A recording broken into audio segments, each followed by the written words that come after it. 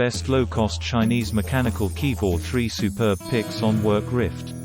Work Rift. Metoo Edition mechanical keyboard. 87 keys. The keys are designed to look as if they are floating, giving it an attractive look.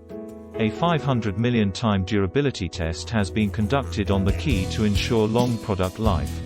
Users can access multimedia capabilities easily with the FN key combination. AJAZZ Keyboard. If you're looking for a gaming keyboard that's a tad more premium but isn't too expensive, you might want to think about the AJAZZ. In terms of design, it has a raised keyboard structure, which makes it ergonomically friendly. There are 82 keys and it can be pressed up to 60 million times, so it can last a lifetime. Aside from the aerospace aluminum panel, the keys won't wear out over time.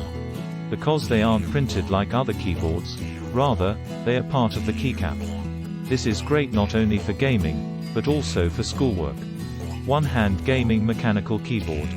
In response to this, ALLOYSEED has designed a keyboard that has only a few number keys along with the WASD keys.